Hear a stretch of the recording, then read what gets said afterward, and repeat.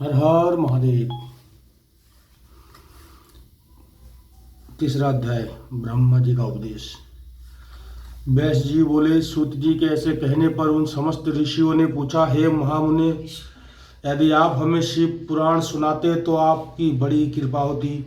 मुनियों द्वारा ऐसे वचन सुनकर शिव पुराण का स्मरण करते हुए सूत जी बोले, अच्छा, तो अब आप परम दुर्लभ शिव महापुराण को ही सुनिए, जिसमें भक्ति, ज्ञान और वैराग्य तीनों का वर्णन है। हे ऋषियों, पूर्व काल में जब कल्पों का क्षय होता गया और उसके पश्चात और जब इस कल्प का पारदु प्राप्त हुआ, तब सृष्टि संबंधी कार्यों को आरंभ होने पर सट्ट कुलीन अर्थात 6 कर्मों के करने वाले उत्तम कुल के मुनियों में यहाँ मतभेद उत्पन्न हो गया कि यहाँ सबसे परे है या नहीं।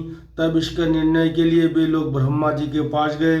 ब्रह्मा जी ने कहा, जो सबसे पूर्व उत्पन्न हुआ उसमें मन वाणी की कोई गति नहीं, और जिससे ब्रह्मा विष्णु रुद्र इंद्रादि महाभूत और इंद्र आदि से युक्त सारे जगत की उत्पत्ति है, वही सबसे परे है। वहाँ सर्वज्ञ जगदीश्वर शिव है, जो परम भक्ति से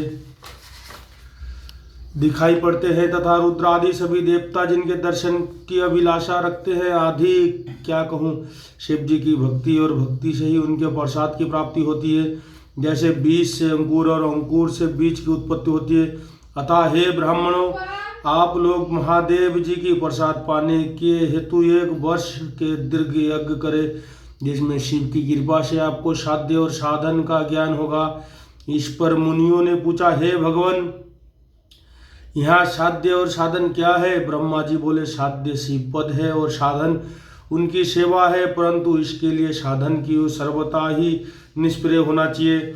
जब इस प्रकार वेद विधि से भगवान शिव का आराधना होती है, तब परमेश पद की प्राप्ति हो जाती है। इस संबंध में स्वयं शिव ने भी कई निर्देश दिए हैं। कानों से सुनना, वाणी से कहना और मन से मनन करना भी एक महान साधन है, क्योंकि वे महेश्वर सर्वथा ही सुनने, कीर्तन करने और मनन करने योग्य है। इसलिए साध्य तक पहुंचना हो तो साधन में जुट जाना आवश्यक है। प्रत्यक्ष का ही विश्वास होता है।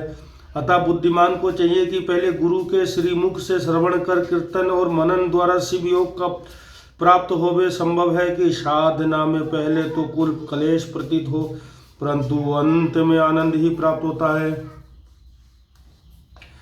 मुनि ने पूछा, हे ब्रह्मा जी, श्रवण और मनन क्या है तथा कीर्तन कैसे किया जाता है? ब्रह्मा जी ने कहा, ईश्वर के रूप, गुण, नाम और उनके विलासों में अपनी पूजा और जप से रुचि बढ़ाना तथा निरंतर अपनी युक्तियों सहित अपने मन को उनके सन्मुख रखना ही मनन और परम ब्रह्मा महादेव जी अथवा शंभु भगवान के नाम का बारंबार जप करना ही कीर्तन है। तथा दृढ़ होकर भगवंत संबंधी शब्दों को कानों से सुनना और उसे चित्त में स्थित करना ही श्रवण है। जब सत्संग में बैठकर भगवान श्री महादेव जी की कृपा से श्रवण और कीर्तन कर ले, तब उसके मनन करे, और वहाँ सर्वोत्तम मनन है जिसमें आत्मा पवित्र हो जाती है। सूत जी बोले, हे मुनीश्वरों, मैं साधन संबंधी एक प्राचीन इतिहास आप लोगों को सुनाता हूँ। एक समय सरस्वती नदी के तट पर मेरे गुरु पराशर पुत्र वेद व्यास जी तप कर रहे थे, तो संत कुमार जी ने उनके निकट आकर उनसे पूछा, हे भगवान, शिव जी तो प्रत्यक्ष सबके सहायक है, फिर आप ऐसा तप क्यों कर रहे हैं? व्यास जी ने उत्तर दिया, मुक्ति के लिए।